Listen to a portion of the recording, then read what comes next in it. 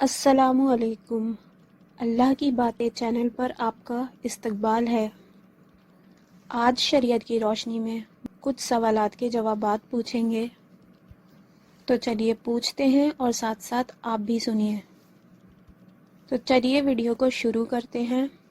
Advocate فیض سید صاحب، دیوس کا لفظ بہت سننے میں آتا ہے، تو آپ ہمیں بتائیں دیوس کسے کہتے ہیں؟ رسول اکرم صلی اللہ علیہ وسلم حدیث ہے، دیوس جنت میں نہیں جائیں گا۔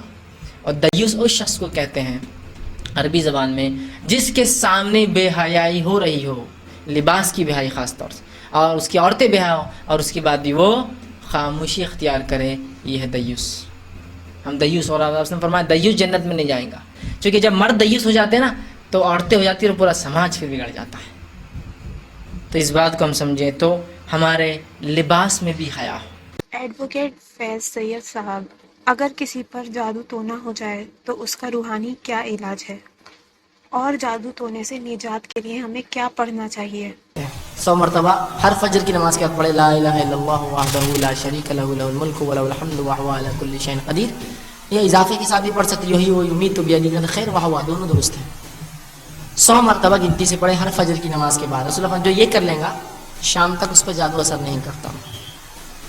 ٹھیک، شام ہو گئی، سونے آئے، آیت الکرسی پڑھ لیجیے، صبح تک جادو اثر نہیں کریں گے۔ رات کا حل تو دیا گیا ہے، دن کا حل بتا دیا میں نے آپ کو۔ اسی طرح سورہ بقرہ کی کثرت سے تلاوت۔ رسول اللہ سورہ بقرہ جس جگہ پڑھی جاتی ہے شیطان 3 دن اور 3 رات تک داخل نہیں ہوتا، اور جادو کے لیے شیطان کا ہونا ضروری، وہی کرتا ہے، اثر ڈالتا ہے لوگوں کو۔ تو آپ سورہ بقرہ کی کثرت سے تلاوت کریں۔ اسی طرح جو روز نہار پیٹ بغیر کچھ کھائے کے رسول اللہ فرماتے ہیں جو شخص 7 اجوا کھجور کھائے، اجوا، ٹھیک، کچھ علماء نے کہا اجوا ملتی نہیں، مہنگی ہے، تو سادی بہرحال پھر میں کہوں گا حدیث میں لیکن لفظ اجوا کا ہے۔ جو شخص روز 7 اجوا کھجورے نہار پیٹ کا رسول اس دن اس پر جادو اور زہر اثر نہیں کرتا، نہار پیٹ اجوا، ٹھیک۔ اسی طرح جو ہے معوذتین کا پڑھنا، سورہ فلق اور سورہ ناس کی تلاوت کرنا، سورہ فلق اور سورہ ناس کی تلاوت کرنا، یہ بھی بہرحال جادو کا۔ رسول اللہ پر جب جادو ہوا آپ پر یہ دونوں صورتوں کا نزول ہوا، اور آپ اس کو دم کرتے ہیں اور دم کر کے اپنے جسم پر روکتے جاتے ہیں یا ہاتھ ملتے ہیں۔ لوگ کہتے ہیں کہ ہم دعائیں مانگتے ہیں اور ہماری دعائیں قبول نہیں ہوتی، تو کیا غلطی کرتے ہیں ہم دعائیں مانگتے وقت؟ کیا دعا مانگنے کا کوئی خاص طریقہ ہے؟ آپ صلی اللہ علیہ وسلم فرمایا کہ دعا سے زیادہ عظمت والا کوئی عمل اللہ کے نزدیک نہیں۔ دعا کرنا بہت عظمت والا عمل ہے، اور اس سے زیادہ عظمت والا اللہ کے نزدیک کوئی عمل نہیں۔ اسی طرح دعا تقدیر بدل سکتی ہے۔ آپ صلی اللہ علیہ وسلم نے فرمایا، یہ بھی جامع ترمذی کی روایت، آپ نے فرمایا اگر کوئی چیز تقدیر کو بدل سکتی ہے تو وہ دعا ہے۔ آپ صلی اللہ علیہ وسلم فرماتے ہیں، یہ جامع ترمذی کی روایت، آپ نے فرمایا اور کہا جو ہے دعا نازل شدہ آفات اور جو ابھی نازل نہیں ہوئی سب کے لیے نفع بخش ہے، لہٰذا اے اللہ کے بندو دعا ضرور کرو۔ مطلب جو بلائیں تم پر نہیں آئی اور جو بلائیں آئی ہوئی ہیں دونوں کو ٹالنے کا حل راستہ کیا ہے؟ دعا کرو۔ یہ نہیں کہا کہ اے امت مسلمہ کے ولیوں تم دعا کرو، سب سے کہا نا۔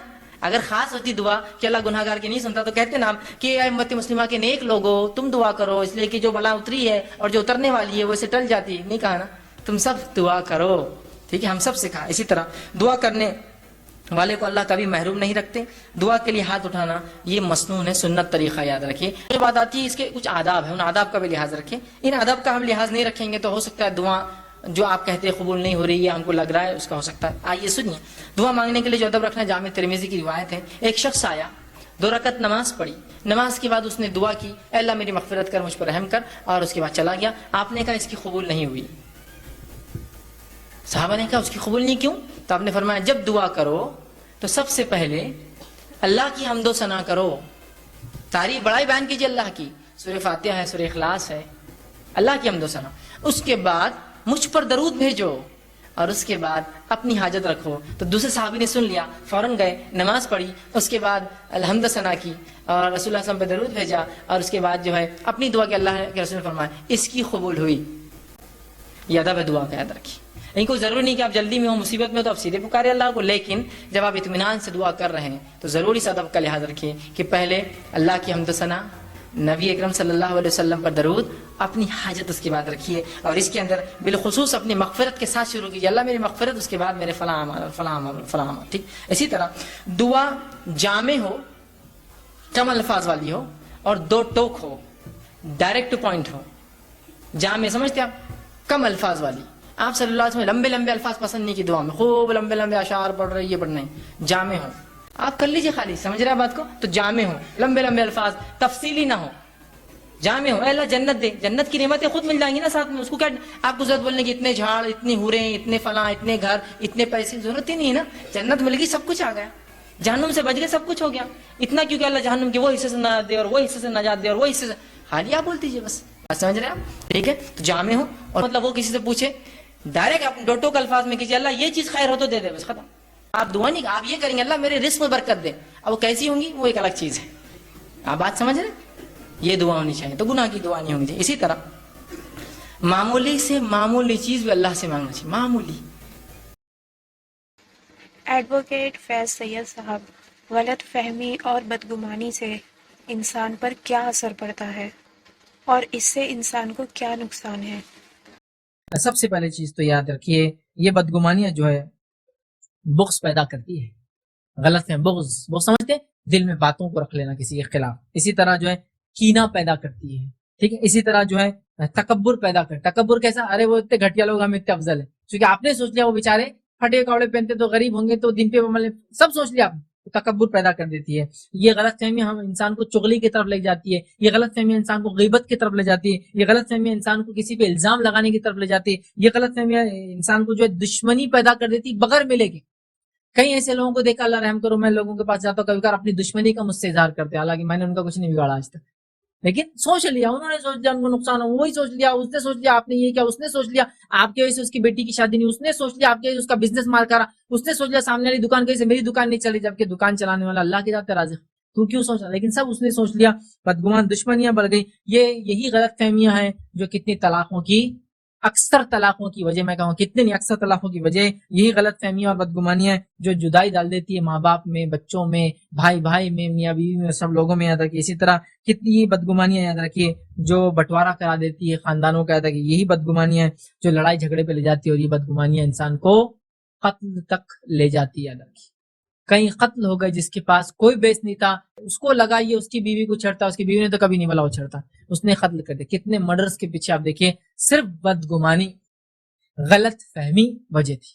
ये एक इंसान के जीने का तरीका बदल दिए। कितने लोग दुनिया में सिर्फ बदगुमानियों की वजह से डिप्रेस लाइफ जीते हैं, डिप्रेस्ड, समझ रहा, डिप्रेस समझते ना, क्या उसको क्या बोलेंगे, जहनी बीमार। कितने लोग सिर्फ बदगुमानी और गलत फहमियों की वजह से अपनी जिंदगियों से परेशान है, खुदकुशी करना चाहते हैं। कितने लोग जो है सिर्फ गलत फहमियों और अपनी गलत फहमियों की और बदगुमानियों की वजह से दुनिया से परेशान है, हर चीज उनको तकलीफ देते हुए नजर आती है। लेकिन अगर आप नजरिया बदल लेना, दुनिया बहुत अलग है। एडवोकेट फैज सैयद साहब, अगर कोई इंसान अजाब में मुब्तला है तो उसे ये कैसे पता चलेगा कि वो अजाब में है? क्या अजाब की कोई शक्ल और उसे महसूस करने का कोई तरीका है? तो आज अगर मेरा और आपका आपस में इख्तिलाफ है तो कहीं ना कहीं अल्लाह का अजाब है हम पर, हमें अपनी इस्लाह करने की जरूरत, हमें अपनी इस्लाह करने की जरूरत। चाहे वो घरों में आपसी इख्तिलाफ हो, खानदानों का आपसी इख्तिलाफ हो, भाई भाई में आपसी इख्तिलाफ हो, दो खानदानों का आपसी इख्तिलाफ हो, दो शहरों का आपसी इख्तिलाफ हो, दो जमातों का आपसी इख्तिलाफ हो, दो मुसलमान लीडरों का आपसी इख्तिलाफ हो, सबका हल यह है कि कहीं ना कहीं अजाब है अल्लाह की तरफ से, हमें गौर व फिक्र करके अपनी इस्लाह करने की सख्त जरूरत है। बहुत ज्यादा सीवियर जिसको कहते हैं ना, नीड है, अभी एक डायर नीड है कि हम अपनी इस्लाह करें, हम देखें कि क्या गलती हो रही है और ये नेमत क्यों छीन गई इत्तेहाद की हमसे, इसलिए कि सब हम मफाद परस्त हो गए। दीनी बातें लोगों तक पहुंचाना सवाबे जारिया है। आप भी हमारी वीडियो को शेयर करें, लाइक करें और सब्सक्राइब करें। बेल आइकन प्रेस करना ना भूलें। उम्मीद है आपको ये वीडियो पसंद आई होगी। अगली वीडियो में फिर मिलेंगे।